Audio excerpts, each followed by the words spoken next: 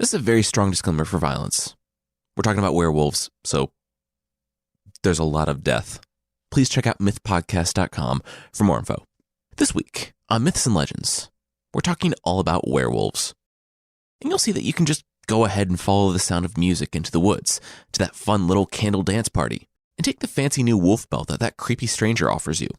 What harm could there be except to your soul, friends, family, strangers, and yourself?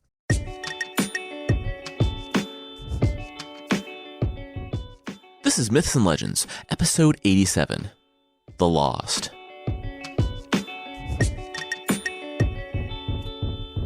This is a podcast where I tell stories from mythology and folklore. Some are incredibly popular stories you think you know, but with surprising origins. Others are stories you might not have heard, but really should. This week's episode is brought to you by the podcast Heaven's Gate. Maybe you remember Heaven's Gate from the shocking footage. 39 bodies all in uniforms, purple shrouds, and black Nikes. People who believed they'd be taken to heaven in a UFO. Or maybe you remember Heaven's Gate as the biggest mass suicide in American history. But did you know there's a lot more to the story? Glenn Washington's new podcast, Heaven's Gate, talks with people who lost loved ones and those who still believe to unravel the cult's mysteries. Whatever you think you know, prepare to be surprised. Subscribe to Heaven's Gate, the podcast, wherever you listen, like Stitcher or Apple Podcasts. This time, it's our annual Halloween episode, where, for 1 week out of the year, we look at the dark side of folklore. Our first one was on doppelgangers, the supposedly true stories of our grim and ghostly doubles that travel the world and foretell our doom. Then, last year, it was urban legends, the modern version of folklore, where our fears about modern life are transformed like a 21st century grim fairy tale. And this year, we're talking about werewolves. I'm going to be honest with you. I almost did a werewolf episode for my first Halloween show, but I just couldn't stomach it. Where the last two Halloween stories have been more creepy than gory, this one is full-on gore, in a way that only stories from the Middle Ages can present. The stories today aren't like some monsters in the dark forest, but they're the ones that could be sitting right next to you. It could be your friend, your spouse, or simply a stranger who has a monster lurking inside.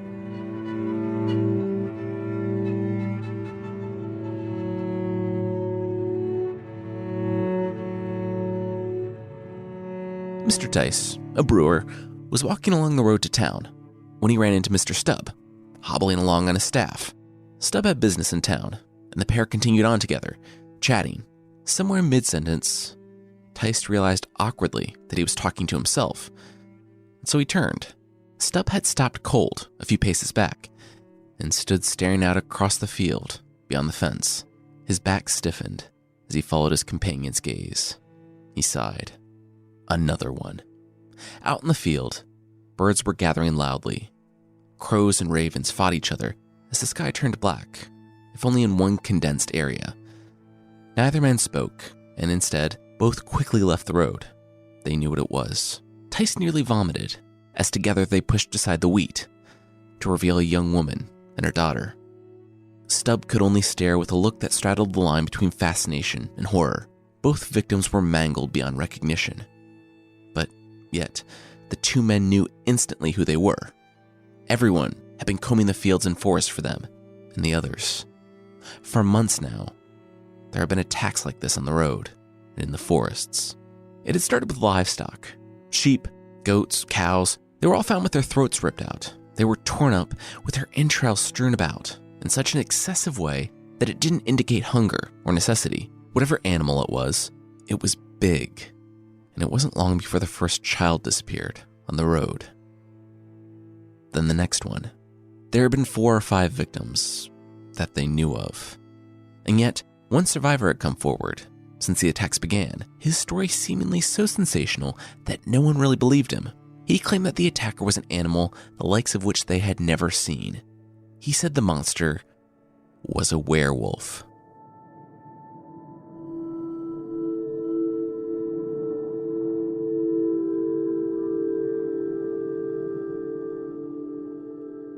For 25 years, the attacks continued. For decades, people were found in the forest, or the streets, or on the road, half-eaten, their throats torn out. Countless people disappeared from Bedburg and the surrounding towns. Some deaths were met with tears, others with resignation, a bitter acceptance that this was their life now. Some people tried to tell themselves that their children just ran away, that they had found a new home and married a princess, like in the old stories. But no matter what the parents told themselves, they knew there was something wrong with Bedburg. Over the town lay a blanket of fear, each citizen living with the thought that there was a monster lurking on the edges of your town, or on the road at night, or in the case of one group of children, one that sprung on them in broad daylight when they were bathing. One time, 2 men and 1 woman were walking along the road. A voice from the forest called for help, and one of the men obliged. When he didn't return, another went. A few days later, both men were found bludgeoned to death. The woman was never heard from again. Countless tragedies had struck their town, and no one really knew what to do. Children were no longer allowed to play outside. Those who had to travel rarely did so unarmed, and even then, sometimes didn't return. There was also no guarantee of a quick death. If you were unfortunate enough to encounter the rogue monster, victims have been found half-eaten, left to feel the excruciating pain of exposed tissues and torn muscles, dead, but only after having dragged themselves for nearly a half-mile. And, perhaps most disgusting of all, there was evidence that some of the victims had also been violated. No one knew if it had happened before or after death.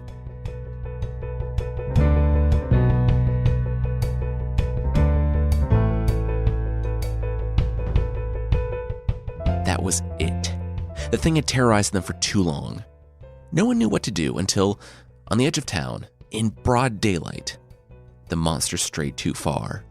A young girl frolicked outside, playing in the warm rays of the sun in her front yard when, suddenly, a flash of fur appeared and then disappeared, grabbing the young girl by the neck and dragging her into the nearby forest. This was finally too far. This was their home. They understood the road and the forest. After all, it was early modern Europe, and there were monsters everywhere. But their home? The men and women of the village grabbed their guns and scythes and clubs and followed the screaming girl into the woods. When the thing realized it was being followed, it dropped the girl and ran deeper into the woods. Some townspeople stopped to comfort the child and get her to safety, while most continued after the creature. If they could get it now, it could all be over, and they would take back their town. They advanced into the woods, gaining ground until they were almost upon the monster, its hairy silhouette huffing and heaving through the forest, until they rounded a corner, and it was gone. They stopped and looked in all directions, confused. Those in front of the group started cursing themselves for letting it go. Their salvation had been so close. That was when they heard someone take a deep breath. There, on the ground, lay Stub. The old farmer was sweaty and breathing heavily, not 10 feet away from where the wolf had disappeared. The miller, the leader of the group, pushed aside a low-hanging branch and revealed him sprawled out on some tall grass. Stub winced before a wave of relief washed over him. It was just a man pointing a gun at his face. Stub laughed and glanced around nervously. "The wolf," he said. "The wolf had been after him. The one that everyone was going on about? It was just here." He had dove under cover and the monster continued on, like the other way. The miller lowered his gun. It wasn't the wolf. It was just Mr. Stub. The old farmer could never have done it. The guy had to be in his mid-50s by now, and he was missing a hand. Besides, the unlucky fellow had nearly died a couple of times from the wolf's attacks. More than anyone else, actually. Most people who saw the wolf died. Except Stub.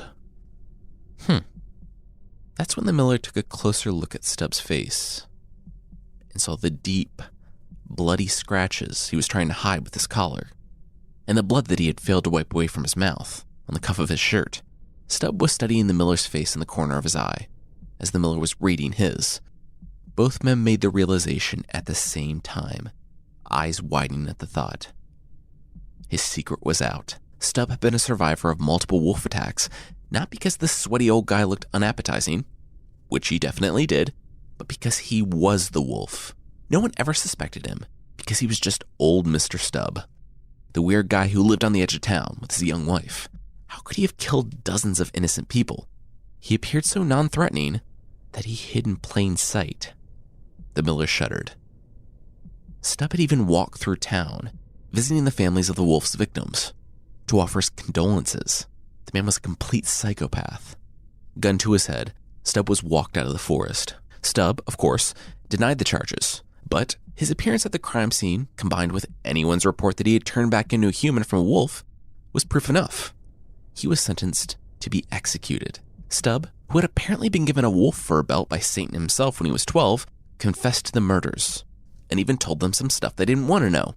Stubb had kept to himself on the edge of town, having few friends and no visitors. His official body count, according to his confession, was 14 children and 2 pregnant women. Worse, his young wife, who just appeared one day, was his daughter. Over the years, he had had 2 children with her, a daughter and a son.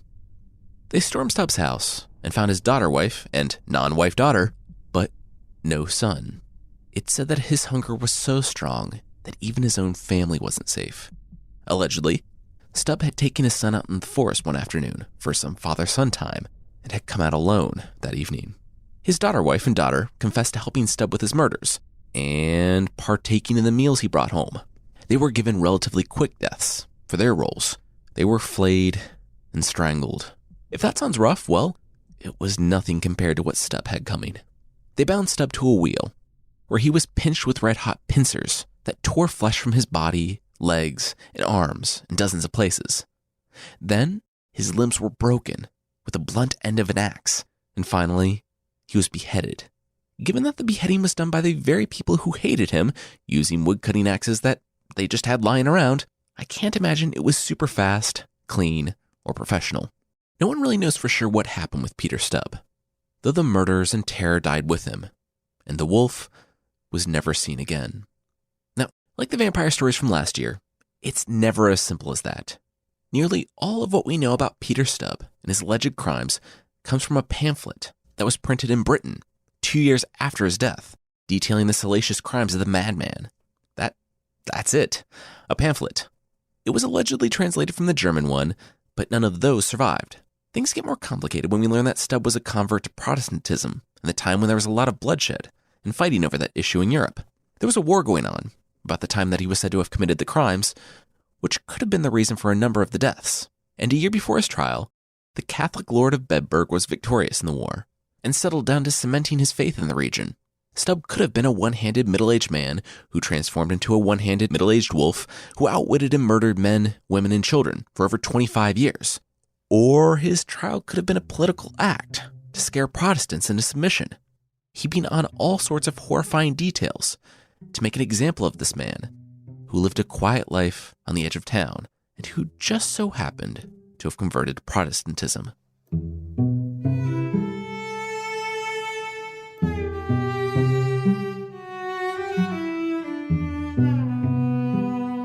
We're going to take a deep dive into lycanthropy lore, but that will be right after this.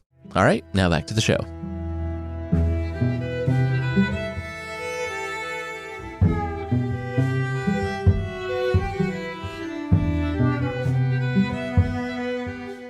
Let's take a moment and talk about werewolves, the vampire's less sexy cousin. While the vampires are seductive, scandalously swapping bodily fluids, werewolves are wild and monstrous in a different, completely messed up way. I'm going to be honest with you. It kind of seems like the excuse of, I turned into a wolf and couldn't help it, is just that. An excuse to do some really heinous things. Unlike popular movies, and a lot like the vampires we covered last year, there's no one way to become a werewolf. But instead, you can become a werewolf through sorcery, by thinking that glass of human blood looks oh so refreshing, thinking bad thoughts, eating another person, thinking about eating another person, because the devil gave you a fancy belt and you saw no problem with trying on the devil's fancy belt, because one of your family members was a werewolf at some point, drinking rainwater out of a wolf's footprint, sleeping outside on a summer night with the full moon shining on your face on a Wednesday or Friday, being excommunicated by the Roman Catholic Church in the Middle Ages, doing mushrooms and putting on a wolf cloak before battle, because you went hunting with your father who was also your uncle and thought those wolf cloaks that you stole looked nice, or because you tried to feed a human to Zeus. In doing research for this episode, I came across quite the range of werewolf stories. There were stories that told of lands in Eastern Europe, where werewolves have lived in the forest for generations, keeping to themselves unless someone ventured out into the forest and tried to set up a house, in which case the werewolves will break in, eat you and your family, and drink all your beer. Yes, that's explicitly stated. One such werewolf had become a servant of a local nobleman and When asked about his weekend plans, he casually mentioned transforming into a human-wolf hybrid and killing anything slower than himself. The wife of the nobleman laughed it off. But he turned to her, ignoring his station, and with a completely straight face, explained that he was serious. She kept laughing. How could that be? If he was serious, he should show her. Side note, if someone is dead serious that they're a werewolf, don't ask them that question. The servant grinned, and he told her to look out across the moors. And he left. Even though it wasn't visible to the people in the room, within seconds, the quiet room filled with sounds of tearing and snarling from below. Then, a massive wolf shot off across the field outside the castle, heading straight for the tree line, howling as he ran. The castle was, of course, prepared for wolves and had their hounds ready when the strange creature arrived on the scene. The baying of the dogs interrupted the wolf's howling. And even though the wolf ran, the trained hounds were faster. They were almost out of sight when the noblewoman saw the hounds catch the wolf and tear into its face. She laughed and asked where the servant was. No one knew, and she shook her head. Of course, he had seen one of those massive wolves wander near the castle, and he lied to get a night off. He would be worse than fired if he had the nerve to return. It was 2 days until she caught sight of him outside. He saw her, but pretended he didn't. She knew it was out of shame, and though it was unbecoming of her to stoop down to address a servant as such, she confronted him about the stunt. He wasn't contrite, but he also wouldn't turn to face her. When she demanded he turn around, she saw why. His left eye had been torn out, and half his face had been mangled. It was as if he had been attacked while running from hounds. I also came across stories of people being ruled over by werewolves. One was named Albertus Pericopsius. He pressed his people too hard and basically stole cattle from them. One time, upon returning from a trip, he found that his cattle had all died, and he yelled out to God, tearing his shirt and blaspheming, saying that if God wanted to destroy his, ill-gotten livelihood, then he should just take his life too. Go on, God, take your best shot. Now, if you're a parable waiting to happen, like an unjust ruler getting his comeuppance, don't challenge God to double down on the punishment, because God will do it. The ruler winced and shouted out in pain as he began sprouting hair. His teeth grew and ripped through his gums, and his clothes shredded as he transformed into the wolf he always was on the inside. Consumed by hunger, he ran to the dead cattle and began eating them. Hours later, after he had consumed his fill of rotten flesh, he transformed back into a human. Not only was he now naked and stuffed and covered in decaying cow bits, but his wife, who had been watching from the house the whole time, died of fright. Another ruler was also known for pressing his subjects too hard. He was blinded just how cartoonishly evil he was in dragging off an elderly widow and her granddaughter's last cow. I can picture God rolling his eyes and hitting the man with some werewolfery, which is an actual word. Well, almost. This guy was mostly transformed into a wolf. You see, he was like a normal big wolf, like a dire wolf, all except for his head. For the rest of his life, he walked around with a body of just kind of like a big dog, but the head and sense of a human. Not only did he have all the drives and desires of a wolf, but he was aware of it too. Around the time of Peter Stubb, there were other stories. In France, it was kind of a really hot time for werewolf trials, and the details grow dark and also really weird. One starts with a guy losing some sheep. He was out searching for his lost flock in the middle of the night. Remember, for people of the ancient medieval times, livestock meant livelihood, and so to lose the whole flock was not a cost most people could deal with. Thus Pierre, as he was known, broke several rules of myths and legends in a single night. 3 riders, their faces covered and clad completely in black, claimed that their master knew where the sheep had gone. If Pierre swore instant and irrevocable loyalty to him, then he would find his sheep tonight. After asking precisely 0 questions, Pierre swore that he would be loyal to their master, still not knowing who their master was. The strange beings rode off, and moments later, Pierre spotted the sheep. The next night, on his way home, Pierre turned a corner and immediately heard the hooves, hot on his trail. It was one of the men wearing black again, riding up to him with a message. "Oh, you know that master you swore loyalty to last night? He's the devil, and we gotcha." Pierre shrugged with a, "Oh, you got me, looks like I'm a devil worshiper now," look, and followed the creepy rider into a clearing where people were dancing with candles. Noted that it was odd that he didn't notice the gathering earlier, with it being dark, and these people were obviously having a candle party not that far away. There, he kissed the weird rider's hand, renounced Christianity, and swore allegiance to Satan. before you think it, no, I'm not embellishing this at all. And if it seems very on the nose, well, it is. This is all from Pierre's testimony at his trial.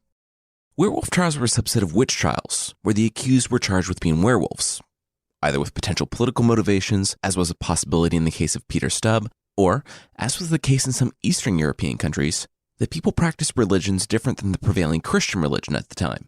And the authorities were either unwilling or unable to understand the difference between a non-Christian religion and witchcraft.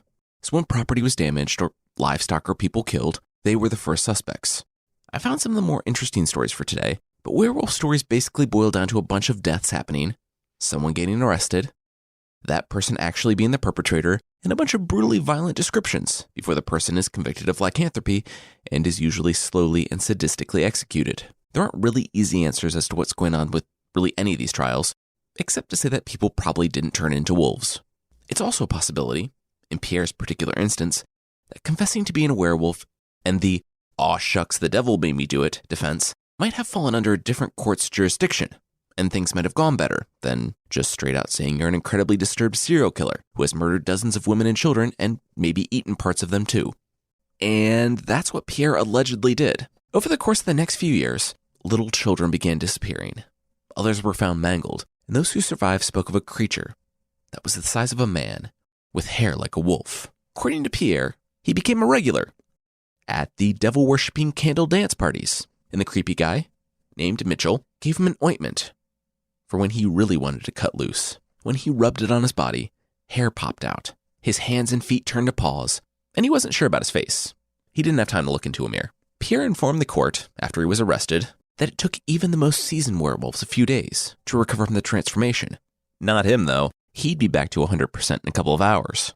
He also could transform with his clothes, so that's why he never ended up naked, like most werewolves.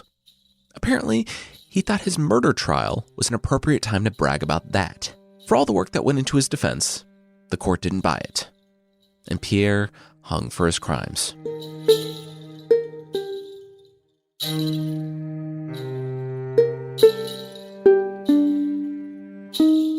I like to avoid talking about symbolism and meaning when it comes to folklore, but it seems to be so obvious here that we can't not talk about it. The wolf is representative of the fear of the forest, of being consumed by the unknown. It's the rapacious rulers who squeeze their subjects too hard. It's the feral and relentless Viking fury. It's the monstrous person we don't understand. Wolves are often unfairly maligned in folklore and as the monsters that lurk in the darkness of the forest, the danger that threatens to devour us. And the werewolf is that too. But one step inward. The werewolf is the monster inside us. If the story of Stubb is true, putting on a wolf skin didn't make him into a wolf. It brought out what was already inside of him.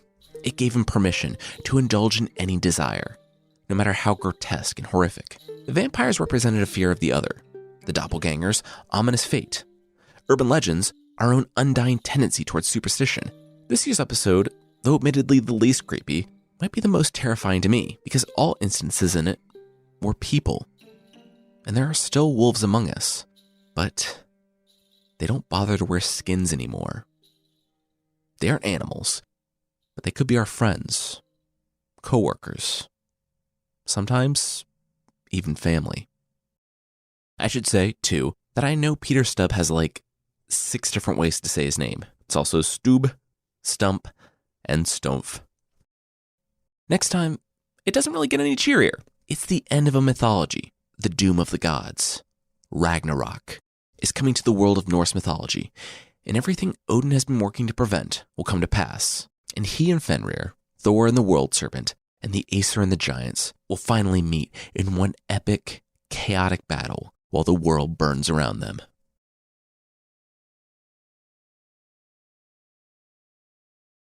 There's an extended creature this week. This time, we're talking about La Llorona from Mexico and Central America.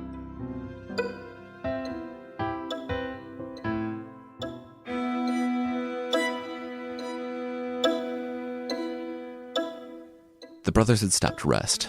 They had gotten in a fight with Mom. Again. They grabbed the packs that they always had at the ready and left before sundown. Now, as they sat on the rocks by the river, they didn't know what else to do. They had no money, no food, and no place to go, and they were now reconsidering in the darkness the rash act that had seemed like such a good idea in the evening light. It was the younger brother that relented first, suggesting that they go back home. This wasn't the way to solve their problems.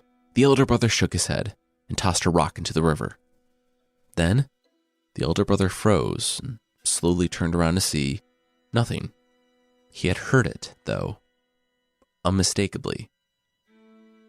Footsteps on the dirt behind him in the dark. Then, the weeping. It grew louder and louder as the elder brother became paler and paler. His whole body froze, locked in place. Tears began to form in his eyes, and he nodded. The younger brother, who didn't see or hear anything, was confused.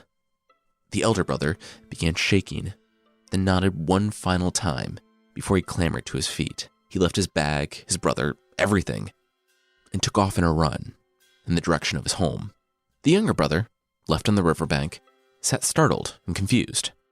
He had no idea what just happened, but he guessed his brother had seen reason. That was when he looked down at the bank. That was odd. In the shadows, he saw an indent from where his brother had been sitting, and his own footsteps as he ran back home. Those weren't the only ones. There was another pair of footsteps coming from the river.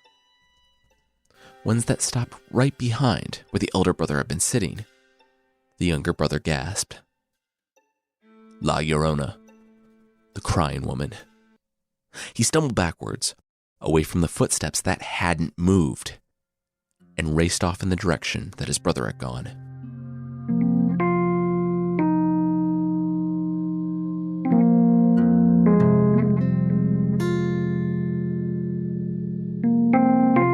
Maria laughed. It was her wedding day. Having grown up poor in a humble village, she swore to herself that, when the time came, her parents' life would not be her life. She was naturally beautiful, and she knew that marriage was the only way out of this life of hers. Of course, so many of the boys in the village loved her. Pretty much all of them, actually. But as they all grew older, the boys started looking more and more like their fathers. And it was just another reminder that she couldn't marry any of them. No matter how great they were, there were men that rode through town, and she had nearly been duped by a few travelers who pretended to be powerful men, ones that were interested in her, but not marriage. Maria began to despair, until he rode through town. He was a ranchero from far away, the son of a rich rancher who stood to inherit millions. Not only was he rich and handsome, but he had a life about him, a vitality.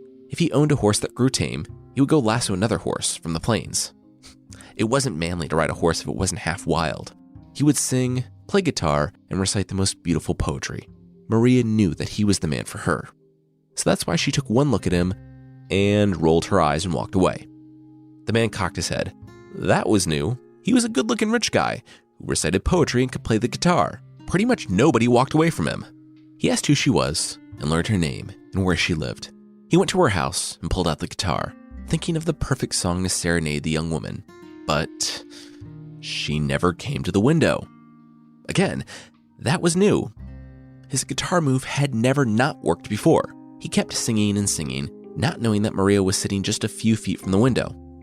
He sent gifts and flowers to the house, but Maria refused them all.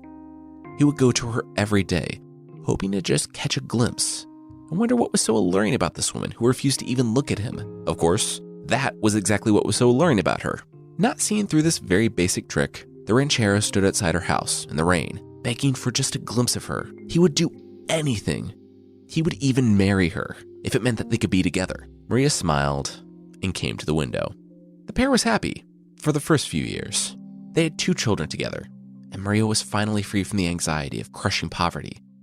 Then, the same desire that had led the ranchero to the town, and yes, the same inclination that led to him falling for Maria's trick and marrying her, the need to always be moving, always be conquering and exploring, came back. He left one day and didn't return in time for dinner. He didn't return for months of dinners, and when he did, it was on a different horse. He looked Maria in the eyes. The other horse had grown too tame. It was time to get rid of it. He smiled when he saw his children, and the rest of the night, he only had words for them, not Maria. This continued for months.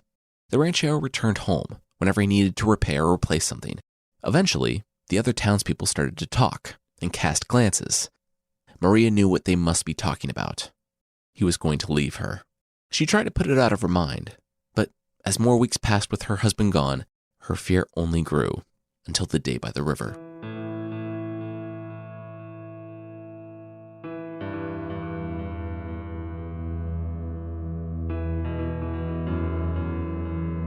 She was out with her children, both young and innocent. They were down by the river, splashing on the bank when a carriage approached. A well-to-do woman looked down at the kids, and then, from the other side, a smiling face popped over the roof. It was her husband. He called hello to his children and told them that he would pick them up when he returned home later that day. He didn't even look at Maria. The ranchero gave the order, and the driver sped on. The two children laughed and danced. They were going to get to ride in a carriage. They had never been in one before. They were so excited. Wasn't their mother excited too?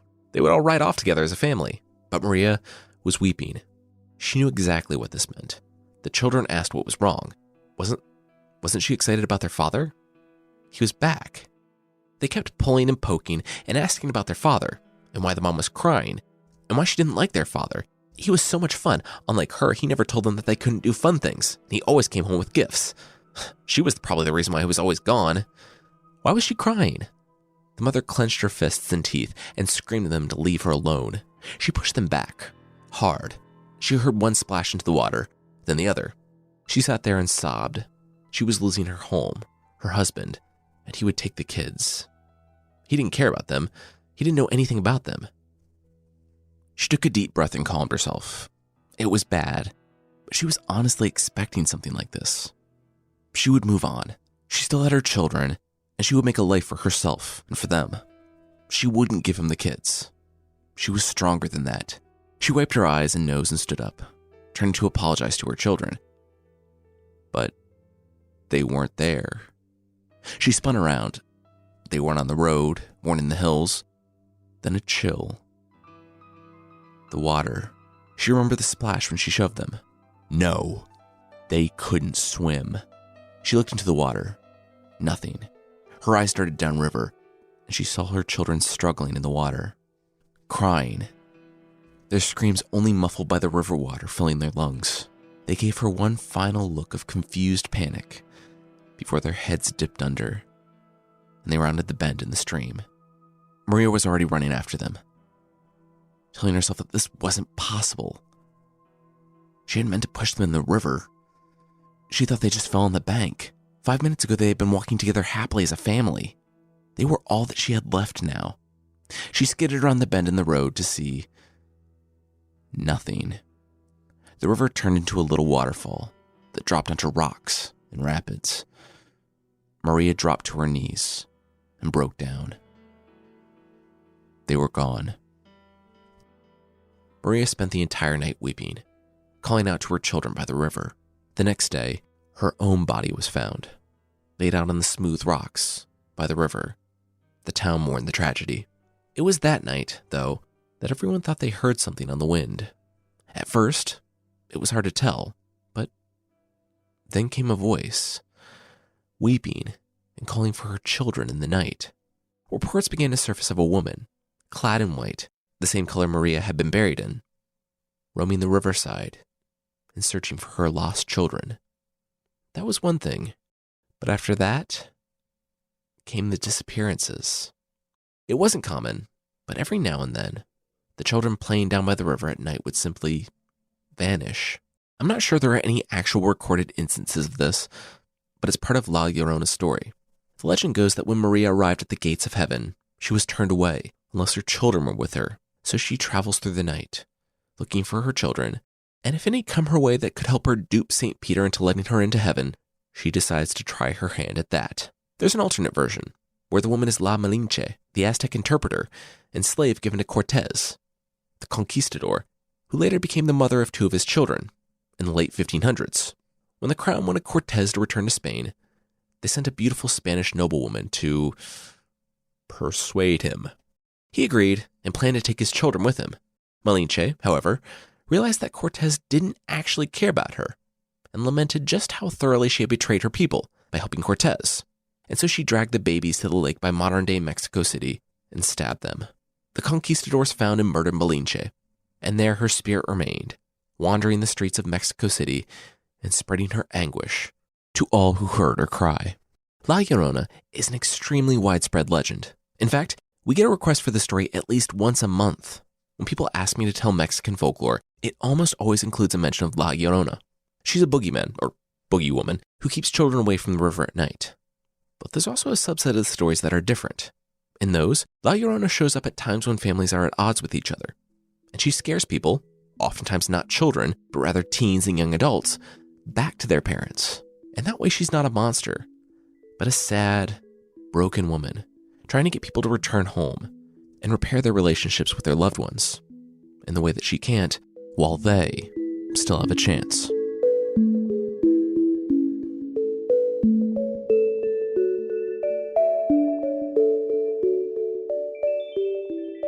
That's it for this time. The theme song is by the band Broke for Free, and the Creature of the Week music is by Steve Combs. There are links to more music in the show notes.